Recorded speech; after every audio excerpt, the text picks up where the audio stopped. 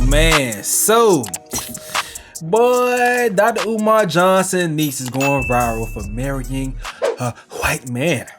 Yeah. So let's scroll, man. So they say this is Jamal Johnson. Skill is with Brianna Elise at Player Ponta. Boricuing. So congratulations to the happy couple. I always love my granddaughter's smile. So is that's grand? I don't know. Is this really his people's? I don't know. That's what they're saying. So now they trying to bring up the old stuff like that Umar said in the past. People clowning him, but they brought this up right here. I was just curious on a question for Dr. Umar here. He said he has 2 daughters. Is that correct, doctor? Yes, sir. What if your daughters come to you and say, "Dad, I know your feelings, but I am falling in love with a guy outside my race"? And I will say, I will always love you as my daughter, and I will always be disappointed in your decision. Ooh, that hurt. Yeah. Ooh, that hurt. That's crazy. That reminded me of Dave Chappelle. We had the Charlie Murphy episode. He just kept having Eddie Murphy say, "Ooh, that's hot.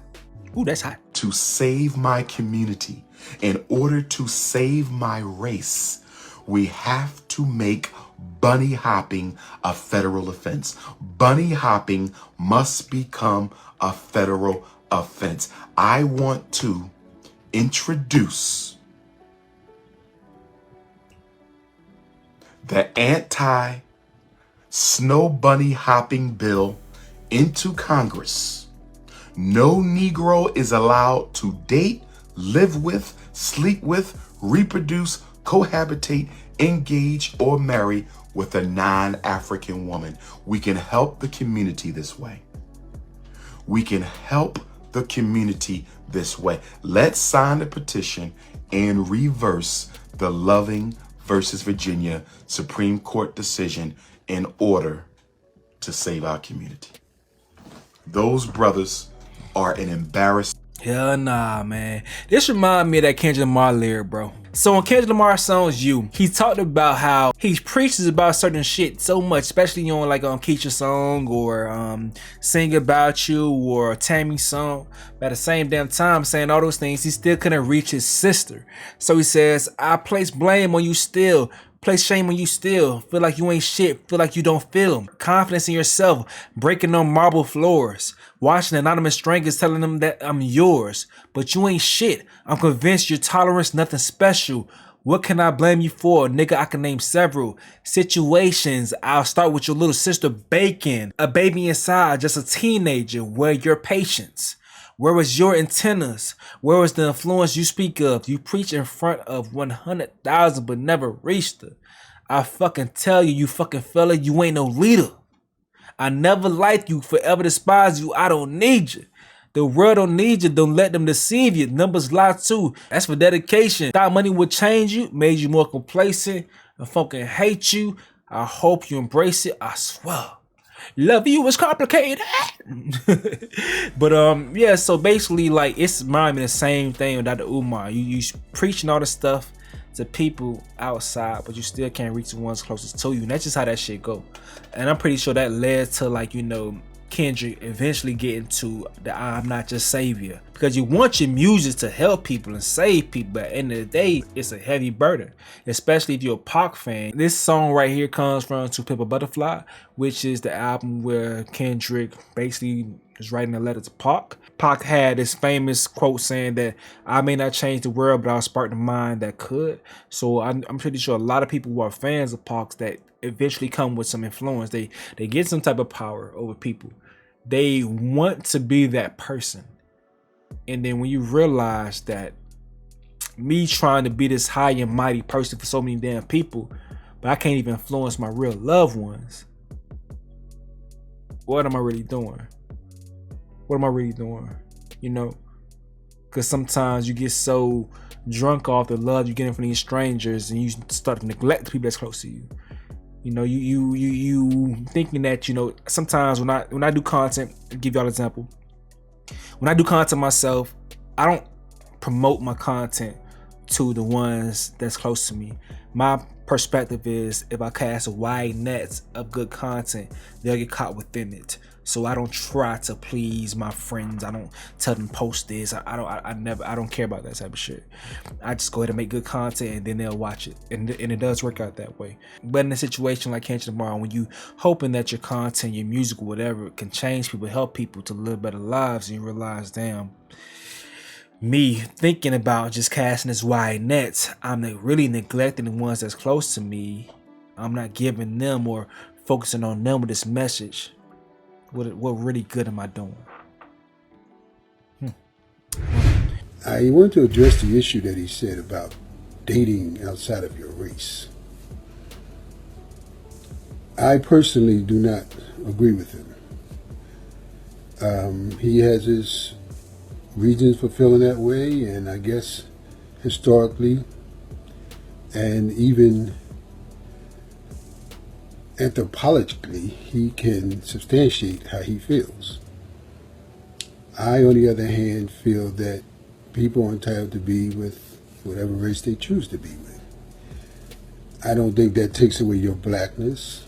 I do not believe that you are a traitor if you choose to be with someone outside your race. I do not believe that black women are gold diggers any more than white women are gold diggers or Chinese women. I do believe that love comes and goes, and color doesn't have a thing to do with it.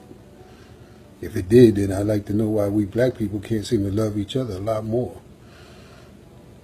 But I just feel that when we trace things back down in our lineage, and I'm also, of course, in the lineage of the bloodline of Frederick Douglass, as he is, Frederick Douglass was married to a white woman.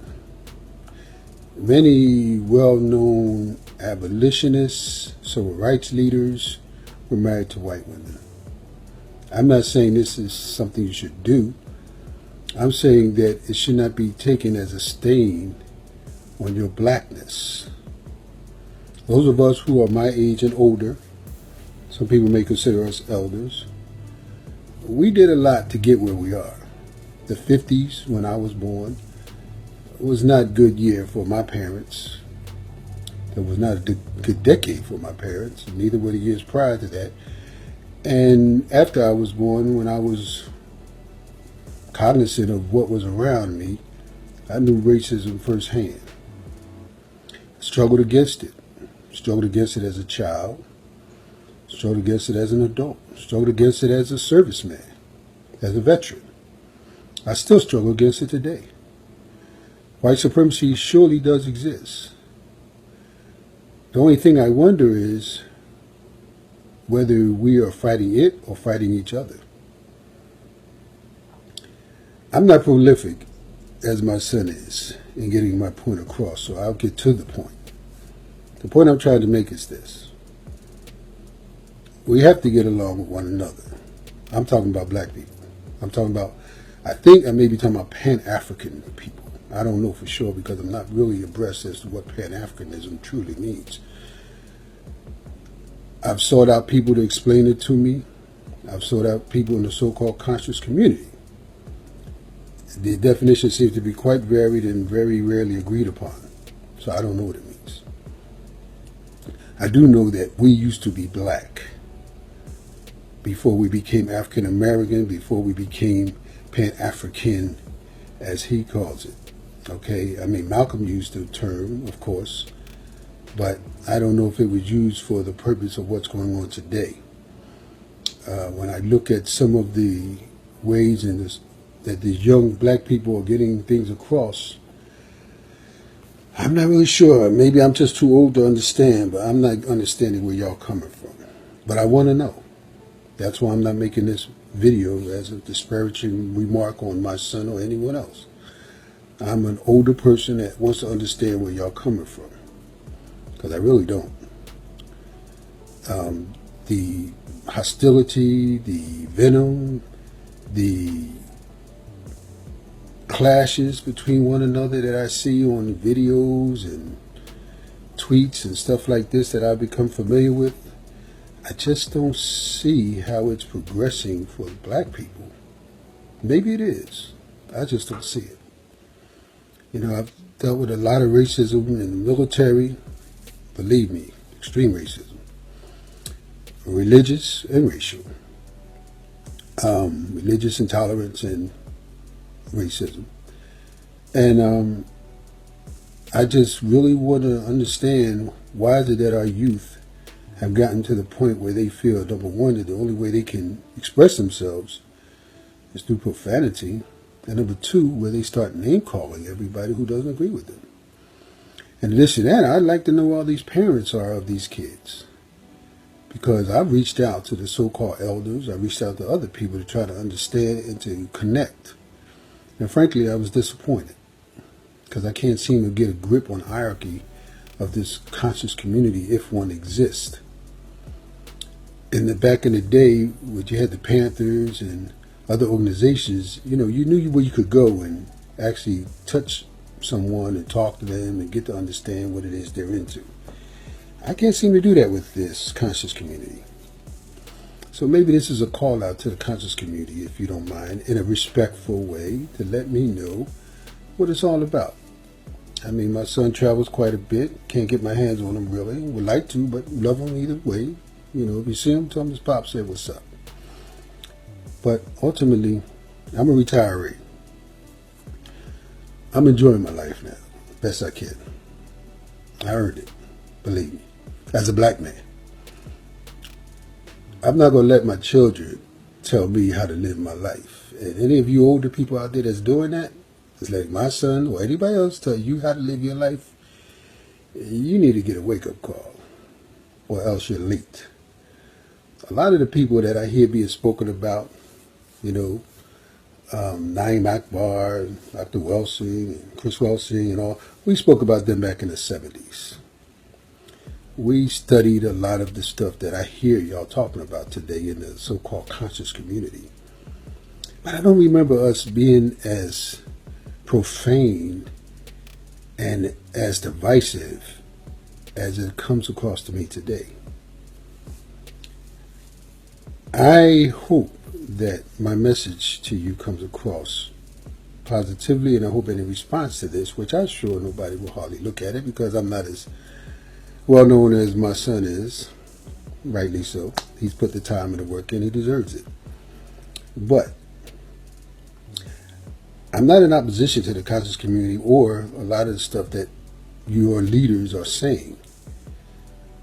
I'm just very curious as to why it has gotten to the point where it almost seems like a crabs in a barrel type of thing. I've been to a couple of my son's lectures. I don't agree with a lot of what he says. I don't agree with a lot that a lot of the conscious community says. But despite what they may think, we are black. I'm black. I earned the right to be black. I'm going to die black. Whether he or anybody else likes it or not, whether I date white women or not, I am black. And I put the time in to be black. I'm not going to let anyone take that away from me.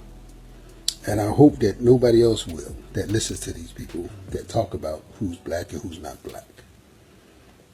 I give my son all the accolades that he deserves. He definitely is putting the time in. I pray that that last video rant that he did was his last video rant, because he definitely was raised better than that, and definitely comes from better stock than that. But all that be said,